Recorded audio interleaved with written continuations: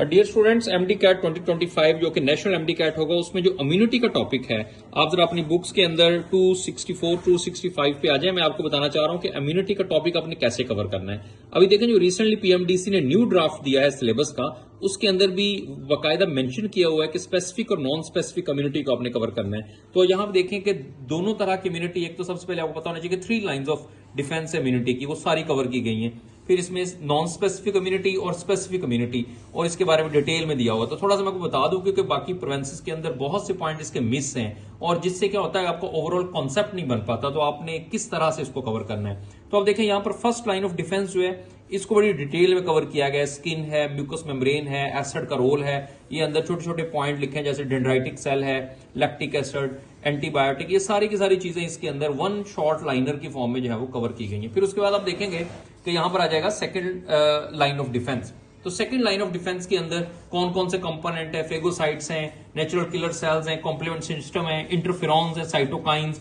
तो जब हम ये इसको सारा का सारा कवर कर लेंगे, तो आपका एक्चुअल जो कॉन्सेप्ट है वो बिल्ट होगा कि इम्यूनिटी का एक्चुअल कॉन्सेप्ट क्या है, स्पेसिफिक इम्यूनिटी और नॉन स्पेसिफिक इम्यूनिटी में क्या डिफरेंस होता है।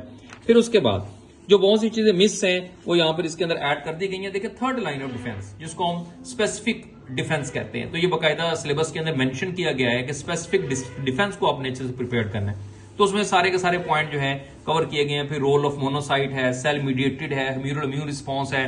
तो ये थर्ड लाइन ऑफ डिफेंस जो है, इसको यहां डिटेल में कवर किया गया है। और उसके बाद फिर आपने एंटीबॉडीज पे आ जाना है। आपको एंटीबॉडीज, क्योंकि third line of defence specific immunity जो है वो तो डिटेल में आपने करनी है। तो यहाँ तमाम एंटीबॉडीज जो है उसका डिटेल में लिख दिया। फिर उसके बाद यहाँ आप देखेंगे टाइप्स ऑफ एंटीबॉडीज, कौन कौन सी टाइप्स एंटीबॉडीज की, 5 जो है वो टाइप्स हैं। और उसके बाद उनकी स्ट्रक्चर क्या है, उसमें उसकी लोकेशन क्या है, फिर उसके फंक्शन क्या है, सबसे अबंडेंट जो इम्यूनिटी है वो कौन सी एंटीबॉडीज देगी, प्लेसेंटा से कौन सी पास करती है, जो है वो फ्लूइड के अंदर कौन सी एंटीबॉडीज होती हैं, IgA होती है, ये कई दफा क्वेश्चन आया है। फिर जो एलर्जी के लिए, एलर्जिक रिएक्शन में कौन सी एंटीबॉडीज प्रोड्यूस होती हैं, सबसे पहले फर्स्ट एंटीबॉडी कौन सी प्रोड्यूस होती है रिएक्शन का, जो है वो कोई भी इंफेक्शन के दौरान। और उसके बाद फाइनली जो है इसके अंदर टाइप्स ऑफ इम्यूनिटी को कंपेयर किया है, इनेट, inborn immunity, adaptive, acquired immunity, इसके सारे पॉइंट इसके कवर किए हुए हैं। फिर उसके बाद एक्वायर्ड इम्यूनिटी जो है उसमें एक्टिव और पैसिव इम्यूनाइजेशन, तो ये भी इसमें मुकम्मल कवर किया गया।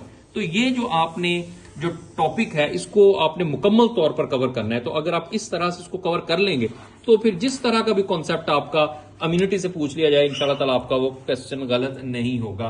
तो आपने कोई भी टॉपिक जो कवर करना है उसको मुकम्मल कवर करना है, ताकि वो कोई भी क्वेश्चन पूछेगा तो आपको उसका आंसर आता होगा। Thank you so much, Allah Hafiz.